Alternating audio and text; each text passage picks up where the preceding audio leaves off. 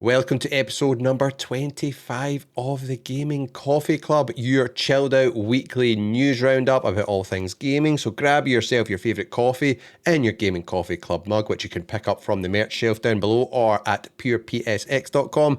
And let's dive into the news for this week. First off, LEGO 2K Drive, the fun open world racing game, which is kind of like a LEGO version of Forza Horizon a little bit. Really fun game. It is being delisted tomorrow. Yes, on the 19th of May.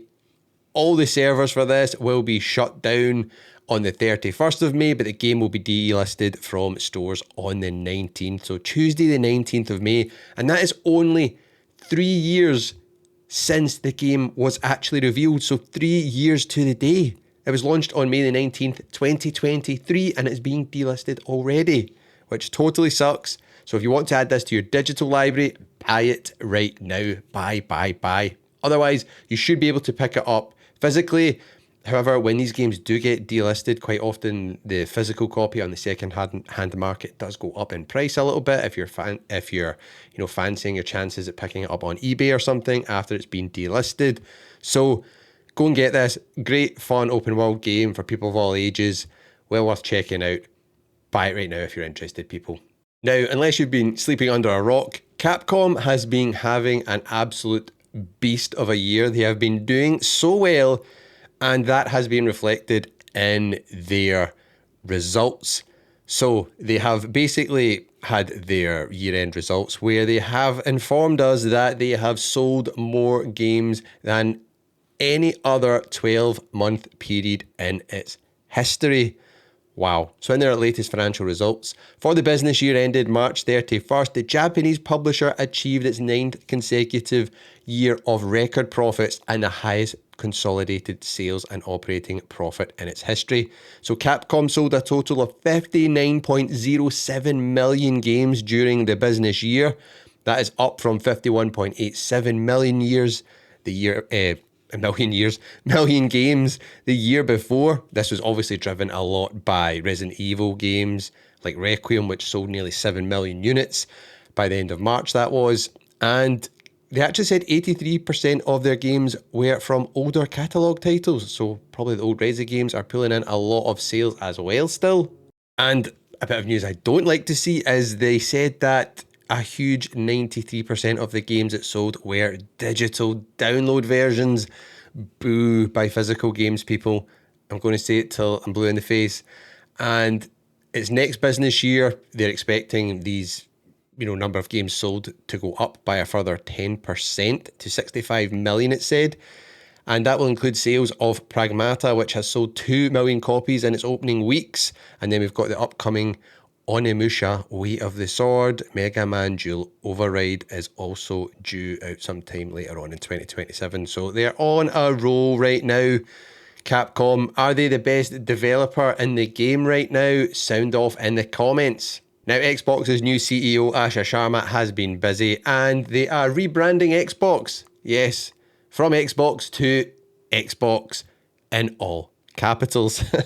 Yes, so she put a poll up on her Twitter page and it received 19,000 votes, and the capitalized version won out with 64.8% of the vote, which means they will be changing from Xbox to Xbox.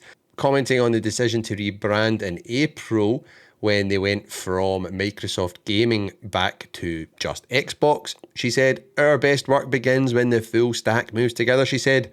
In a note credited to the Xbox leadership team, Microsoft Gaming describes our structure, but it does not describe our ambition. So we are going back to where we started and changing our team's name. Very, very interesting. And since replacing Phil Spencer earlier this year, she's committed to acting on player feedback, which is, I guess, why she's doing polls like this. And notably, she also claimed that Xbox will reevaluate its approach to exclusives, which we discussed on the podcast last week or the week before, suggesting listening to the Xbox players who feel the platform has lost value due to Microsoft's decision to bring first-party games to PS5 and Switch 2. Let's see. I think that would be a good thing for them to get some exclusives back on their platform, but will they do it? I do not know. I think not a lot will change. I think a lot of this stuff is just kind of superficial. I hope I'm wrong, because for a strong PlayStation, we need a strong Xbox.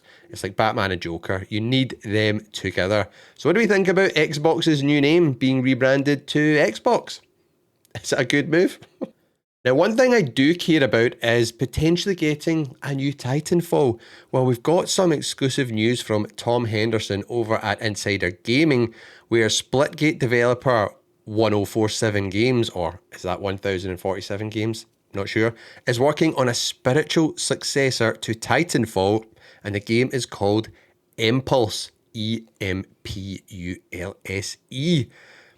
Very, very interesting, because I'm shocked we do not have a Titanfall 3. Titanfall 2 is an absolute god tier game. If you've never played it, fantastic, short, single player campaign and just a ton of fun multiplayer. It was so good because there was bots in it for you to kill.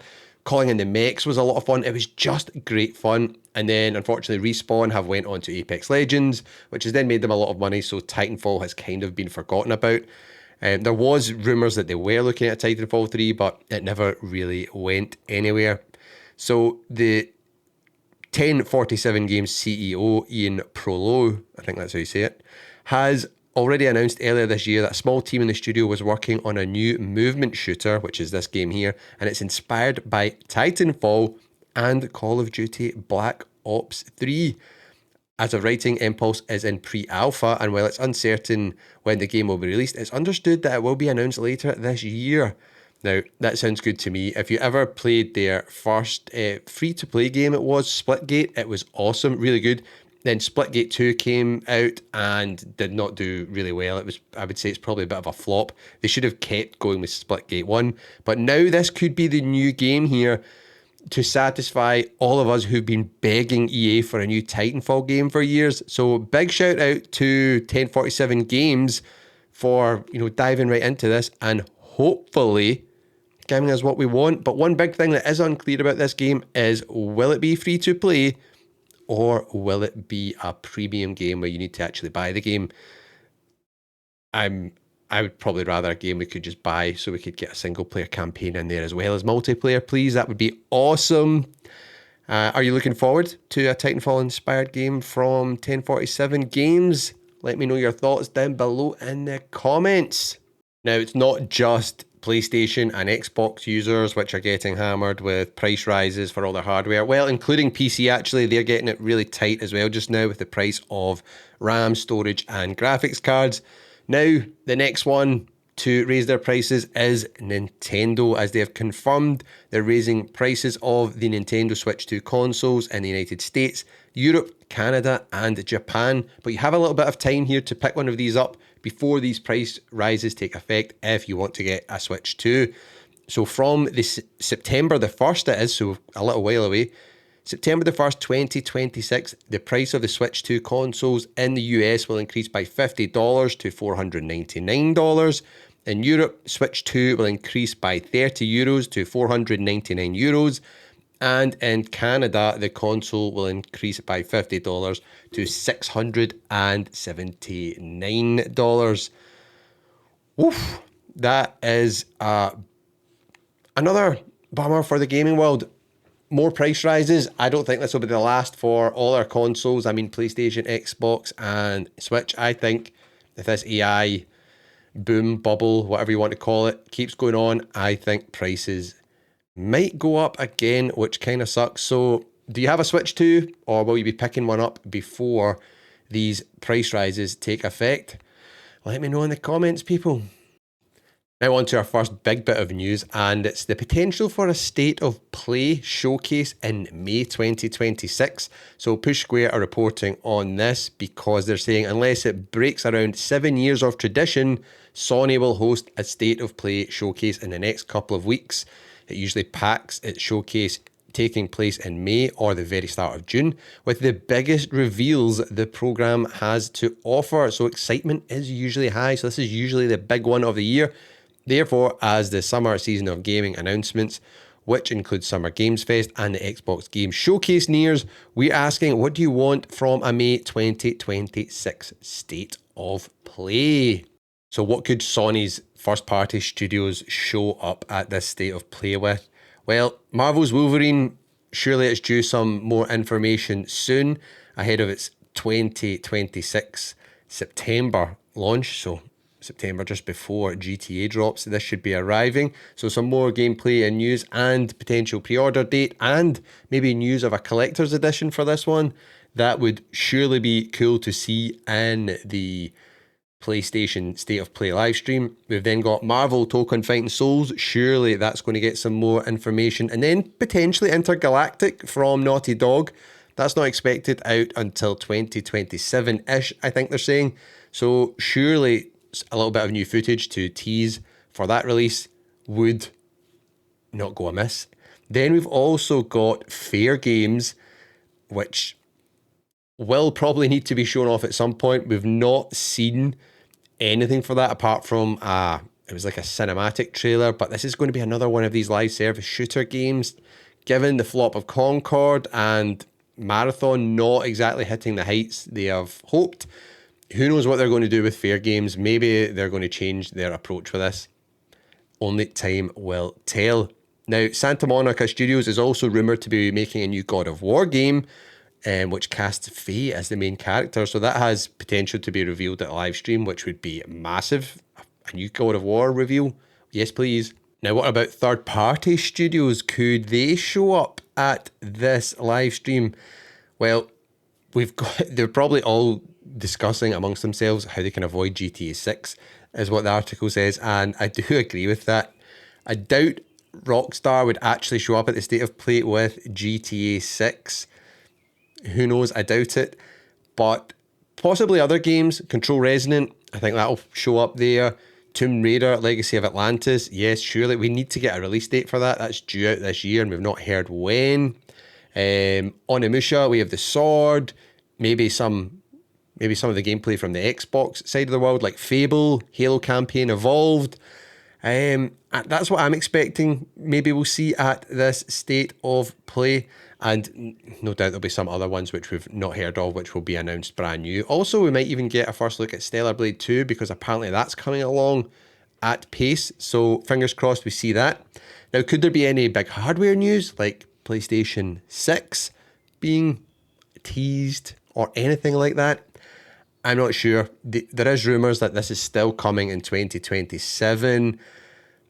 I doubt we'd see anything at this. I think it's too early for hardware like that. Maybe this PlayStation Portal OLED model, which has been rumoured, could that show up instead or be teased?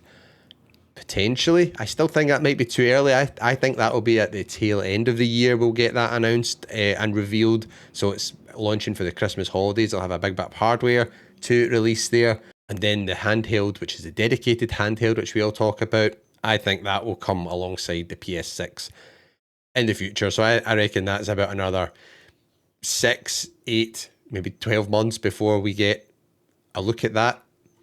What do you think? Let me know in the comments what you're hoping to see at this PlayStation State of Play showcase. And remember, make sure you subscribe and ring the notification bell, because we live stream all of these here on the channel and it's great fun with us all reacting in the comments together to whatever it is that Sony are announcing. We can decide right there and then if we're hyped or if we're not and just have a laugh. So it's always great to chat to you all in the live streams.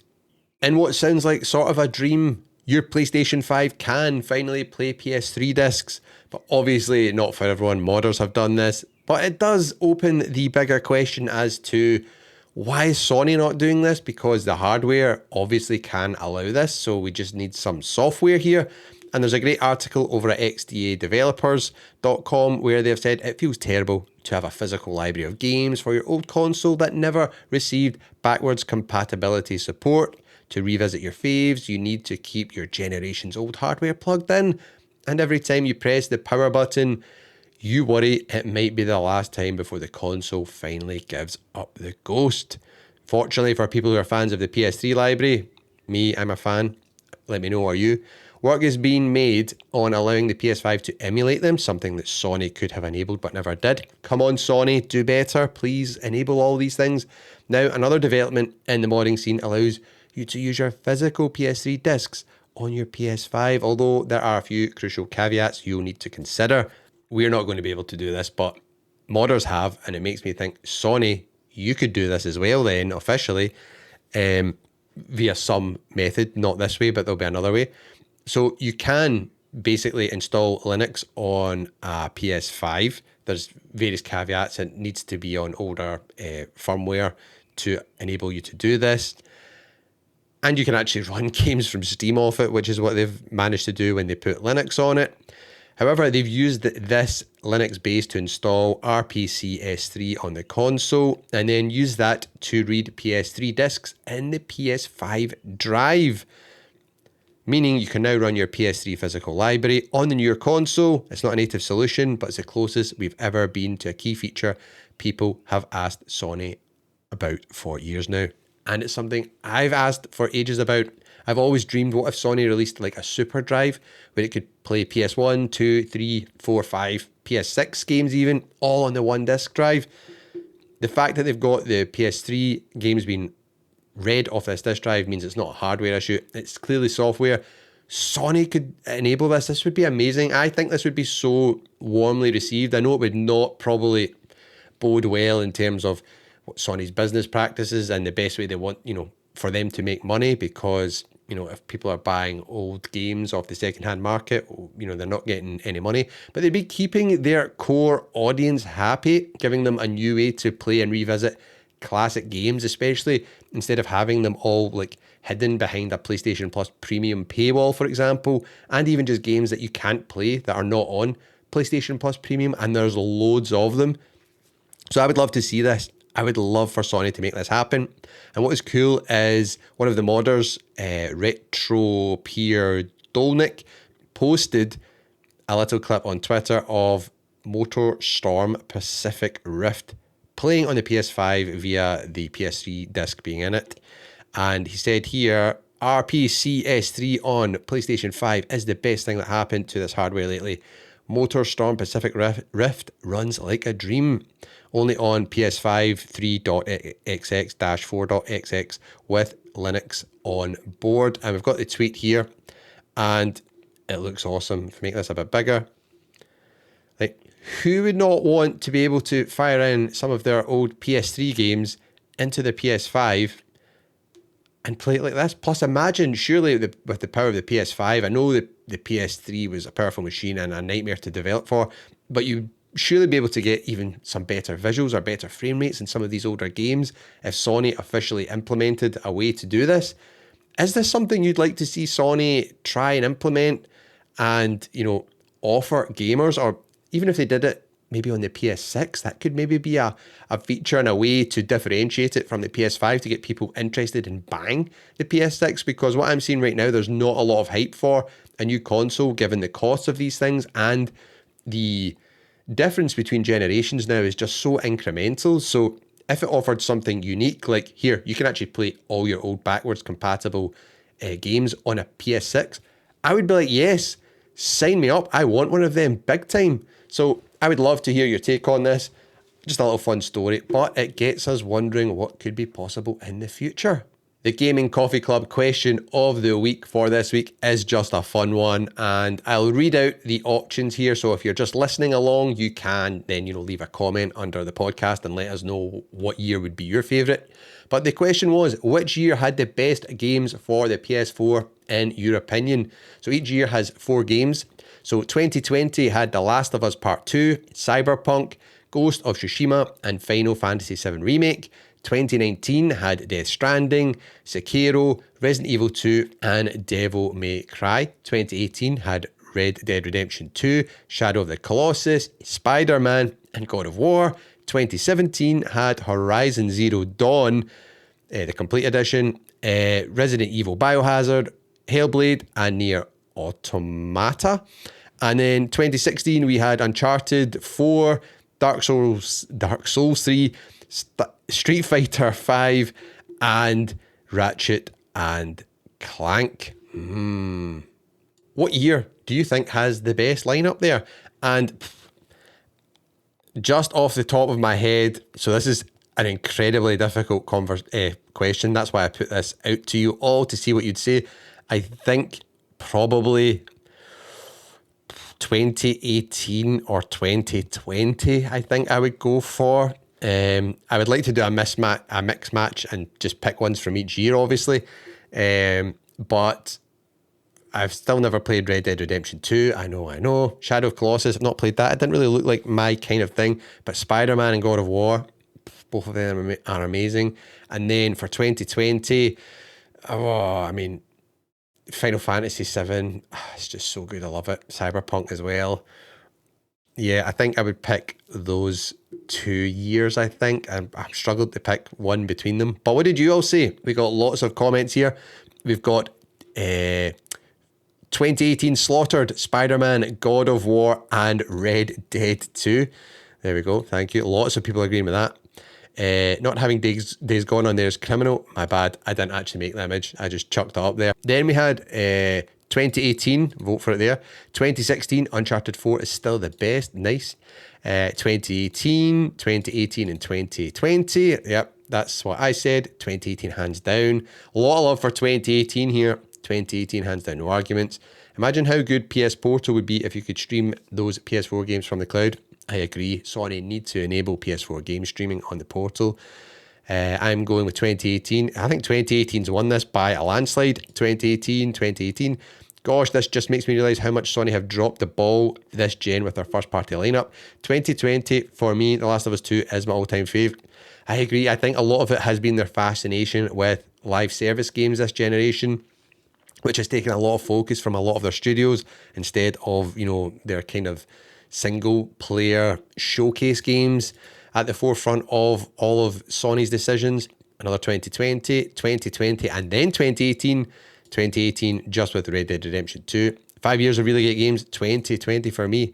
Hard call, but 2018, but 2020 was epic. Geez, they're unanimous pretty much for 2018 and 2020, I think. We've got here Ghost of Tsushima. Someone said everyone. 2018, man, PS5 has been disappointing compared to this. PlayStation is dead, someone has said. We've got 2018, more 2018, and these are all 2018s, and there's a lot of comments here. This is insane. So, without a doubt, thank you all for commenting. I'll put up the question for the following week very soon, so you can all post and get your chance to feature in the podcast. 2018 is the winner with Red Dead Redemption 2, Shadow of the Colossus, Spider-Man, and God of War. Do you agree with that? Let me know in the comments. And while we're here, I want to also direct you to another question I've put up about, did you play PlayStation demo discs back in the day? I'm working on a really fun video to do with this, so I'd love to hear your points on this in the comments. We've had 542 votes so far. A whopping 86% has said yes, 7% said no, and 7% said, what is a demo disc? On that, let's get back into some news, which is really exciting news about some older PlayStation games maybe coming back. We are over at The Gamer for this next news story where a leaker is claiming that PlayStation is considering reviving older unused IPs. I've been saying this for a while. I think I've said this in a couple of my recent videos.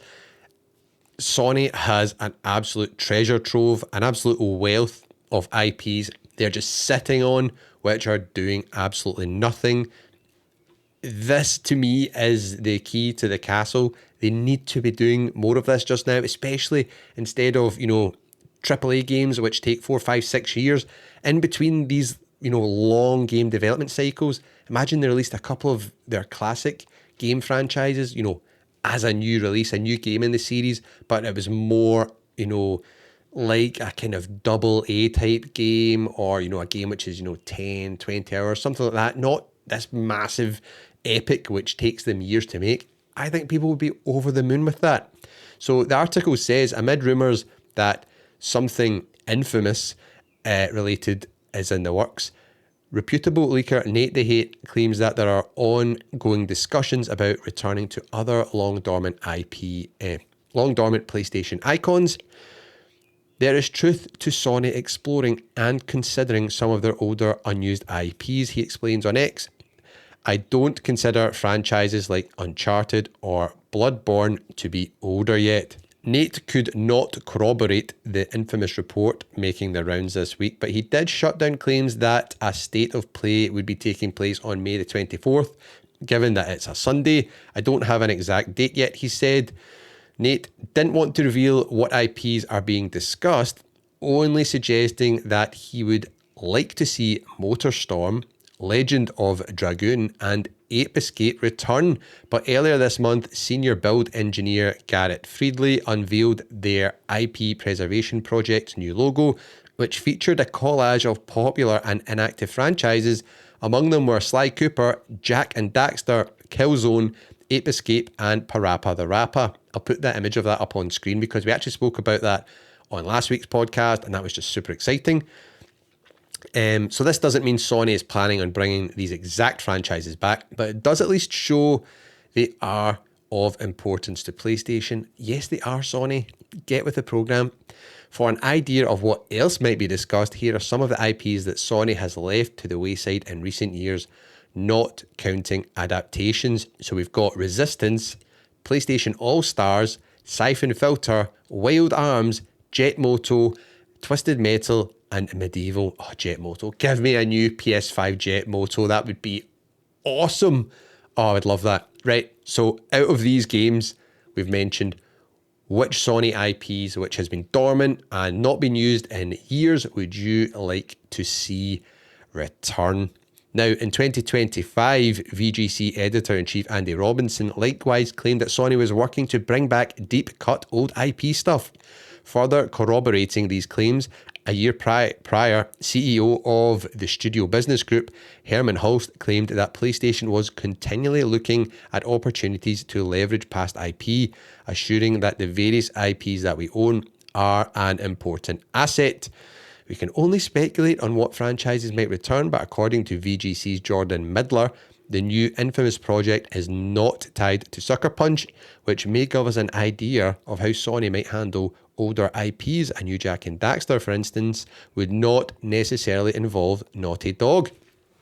I think that's a good thing. Give studios who are maybe not working on something, or you were maybe going to force to work on live service, give them one of these games to make instead. Give them a crack at it. Like I've said for a long time as well. So we have got, who is it? You've got Guerrilla Games that are doing the Horizon games. They used to do Killzone. Why not give Killzone to another studio and see what they can come up with? Even if it was a nice, tight 12 to 20 hour single player campaign, I think people would be over the moon with that. So sound off in the comments. What of these older unused IPs would you love to see make a return on PlayStation? We're back at VGC here for news that supposedly we are going to get GTA 6 pre-orders this week and also a new trailer. So if that happens, the internet is going to go into meltdown. So there was an email which went out to Best Buy affiliate program users, and it basically said that the pre-order campaign for physical copies of Grand Theft Auto 6 would take place from May the 18th to the 21st. So at the time of recording, this is May the 18th. I've not heard anything yet, but could come on later in the day. That's going to be wild if that happens. But it does make sense to me that it could happen this week. So the news has now led to speculation that a new trailer for GTA 6 may be released to coincide with pre-orders starting.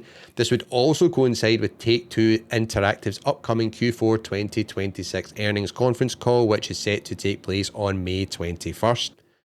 Should Take-Two decide to release a trailer before this call, perhaps reconfirming the game's currently planned November the 19th release date, it would allow the company to refer to it during its results presentation and its forecast for the financial year 2027, and would eliminate the need for investors to ask questions about its status during the Q&A portion of the presentation. And their share price would shoot up a bit as well on this news. There's another thing they've mentioned here, which I think kind of sucks.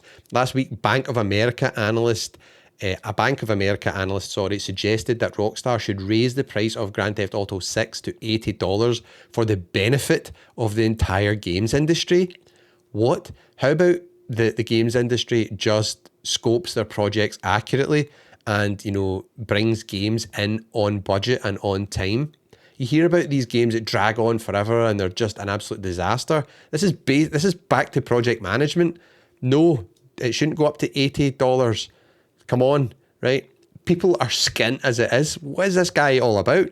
Anyways, as blockbuster video games continue to become more expensive to make, securities stock analyst Omar Desoke argue that selling the much anticipated GTA sequel for the now standard $70 price point could negatively impact other games looking to raise their own prices to become more sustainable. Last year, analyst Matthew Ball of Epsilon also claimed that there was hope among figures in the games industry that GTA 6 could cost up to $100 so that other companies could raise their default prices as well amid global inflation and swelling AAA development costs.